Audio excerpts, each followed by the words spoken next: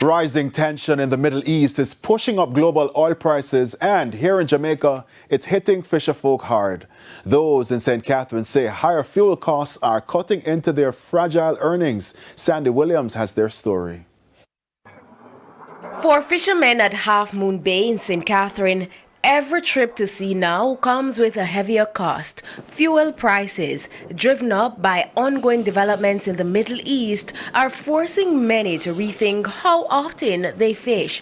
Devon Malcolm is chairman of the Half Moon Bay Fishermen's Cooperative. When you buy $3,000 of gas, it now comes the same height as before, but it don't really affect me noticeably right now.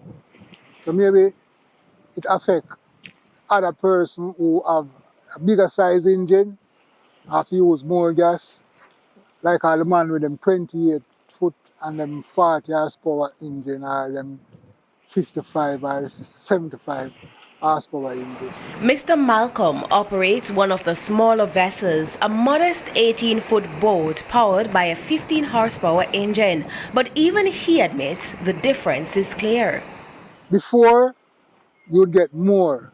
Now you're not getting the back now full up as before. So the journey, the duration, the amount of gas would normally carry you, it's shorter. So that is the effect of me really have. It don't give a long duration as before. For others, the impact is even more severe, especially when the catch is low. Because sometimes when the fishermen go out, the catch is minimal.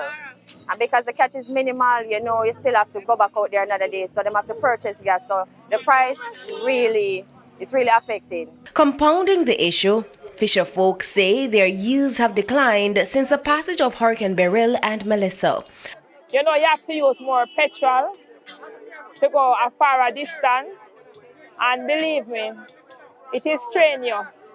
Unlike those who rely on fish pots, some say they must constantly search for fish, burning even more fuel in the process. It's at a situation where we are like the people who do like the fish pot or fish pan business. We don't have the opportunity like them to have fish put at a spot and we just drive there and pick them up. So we are really sad at this moment. And beyond fuel, the cost of maintaining equipment continues to climb. It's not our choice why fish is so expensive, because remember, you have to do pot fishing, that is also expensive. We have to do net fishing, that is also expensive, because you have to pay like $4,000 for somebody to fix the net. You have to buy the net for like $1,200 per pound, and you have to buy like the threads to sew it.